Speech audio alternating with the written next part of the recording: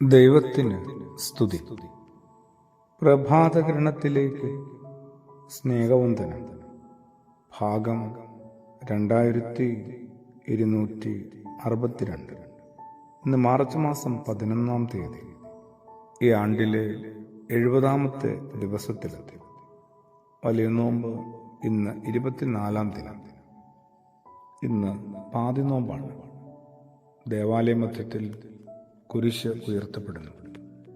ഇനി അതിലേക്ക് നോക്കിയാണ് ശേഷിക്കുന്ന നോമ്പ് ദിനങ്ങളുടെ യാത്ര.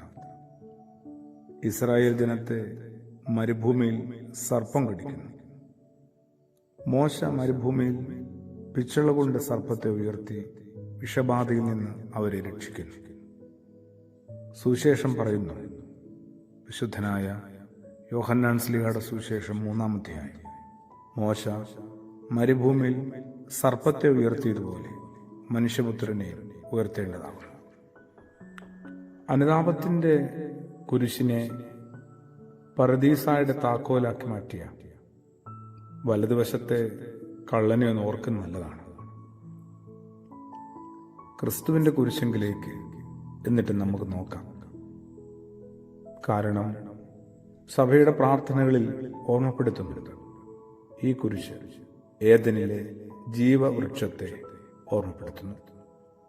മാറായിലെ വെള്ളത്തിന്റെ കയ്പ് മാറ്റിയ മരക്കഷ്ണമായി ഇത് മാറുന്നുണ്ട്.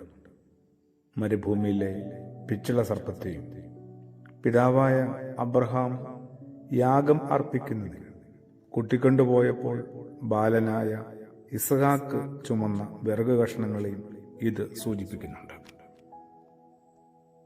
ഒന്നുകൂടി നമുക്ക് ആ കുരിശിലേക്കൊന്ന് ഉറ്റുനോക്കാം. സ്വന്തം സ്വാർത്ഥതകളെ തറയ്ക്കുന്നതിന് വേണ്ടി നമുക്കൊന്ന് പ്രാർത്ഥിക്കാൻ പരിശ്രമിക്കാം. ക്രൂശിലേക്ക് നോക്കുമ്പോൾ ക്രൂശിൽ മരിച്ച പിന്നീട് ഉയർത്തെഴുന്നേറ്റ ക്രിസ്തുവിനെയാണ് കാണേണ്ടത്, കണ്ടുമുട്ടേണ്ടത്. എന്നിട്ടോ ഈ ഭൂമിയിലെ ഓരോ മനുഷ്യന്റെയും സ്വന്തം സഹനങ്ങളെ കുറെ കൂടി പ്രസാദത്തോടുകൂടി, കുറെ കൂടി സമാധാനത്തോടും സംതൃപ്തിയോടും കൂടി വഹിക്കുവാനും അവയെ വഹിച്ച് മുമ്പോട്ട് പോകാനായിട്ട് കരുത്ത് കിട്ടാനും വേണ്ടി പ്രാർത്ഥിക്കണ്ടേ. പരിഭവങ്ങളില്ലാതെ ജീവിതത്തിൽ സഹിക്കാനായിട്ട് ജീവിതം ഇങ്ങനെ ഓരോ വളവുകളിലും തിരിവുകളിലും നമുക്ക് വേണ്ടി എന്തൊക്കെയോ കരുതി വെച്ചിട്ടുണ്ട്. ഈ സ്പൈറൽ സ്റ്റെയർകേസ് പോലെയാണ്. എന്തുമാത്രം വളവുകളും തിരിവുകളുമാണ്. അതിനപ്പുറത്ത് എന്താണെന്ന് അവിടെ എത്താതെ ആരും അറിയുന്നില്ല.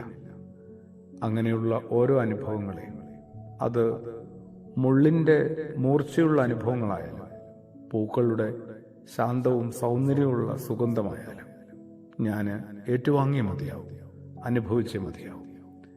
അതിനെന്നെ പാകപ്പെടുത്തുന്ന, എന്നെ സന്നദ്ധനാക്കുന്ന, എന്നെ ബലപ്പെടുത്തുന്ന ക്രൂശിങ്കിലേക്ക് ധ്യാനപൂർവ്വം നമുക്ക് നോക്കാം, പ്രാർത്ഥിക്കാം. ആമേൻ.